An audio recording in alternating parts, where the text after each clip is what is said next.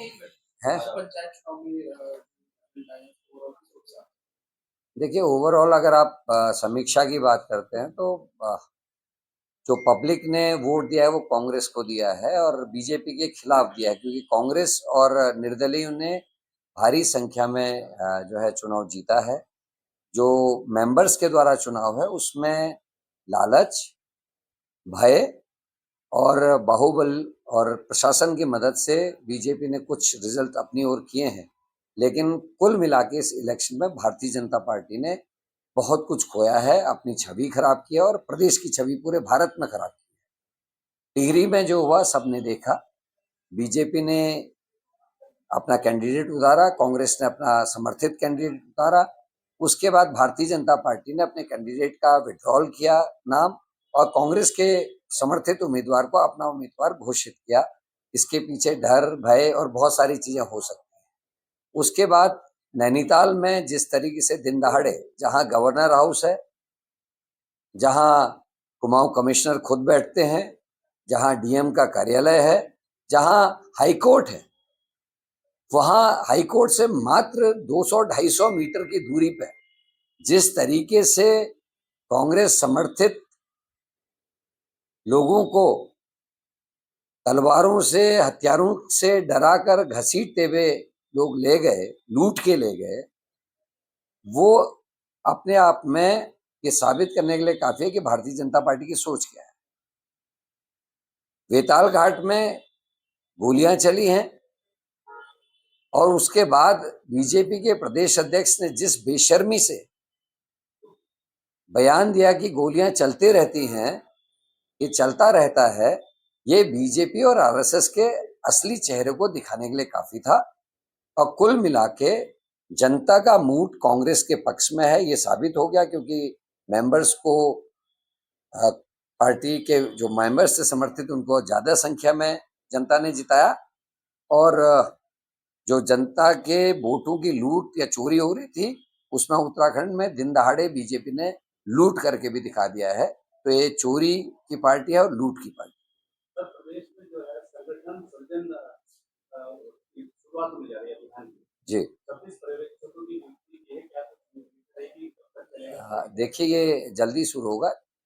3 राज्यों में कांग्रेस इसको कर चुकी है, अब 4 राज्यों की जो सूची आई उसमें उत्तराखंड भी है। सौभाग्यशाली हम लोग। एक तेज तर्रार संगठन,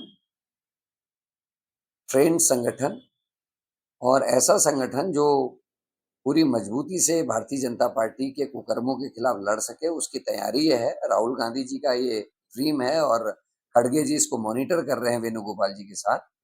हमको एआईसीसी के 26 ऑब्जर्वर्स दिए गए हैं और पीसीसी से ये कहा गया है कि 3-3 मेंबर हर सीट में, मतलब 78 ऑब्जर्वर्स हमने भी देने हैं। और ये 4 लोगों की जो टीम है वो वहाँ के वरिष्ठ नेताओं से, पब्लिक से और वहाँ के जो जन सरोकारों से जुड़े हुए लोग हैं उनसे बातचीत करके संगठन को अपनी राय देंगे और उसके तहत फिर संगठन का नवनिर्माण किया जाएगा और उससे कांग्रेस ज्यादा मजबूत। वोटर लिस्ट में जो गड़बड़ियां पाई जा रही है या संशोधन के नाम पे जो गड़बड़ियां की जा रही है, अब तो आपको क्या लगता है कि भाजपा के समर्थन से चुनाव आयोग जबरदस्ती ऐसा कर रही है? देखिए, चुनाव आयोग तो एक्सपोज हो चुका है।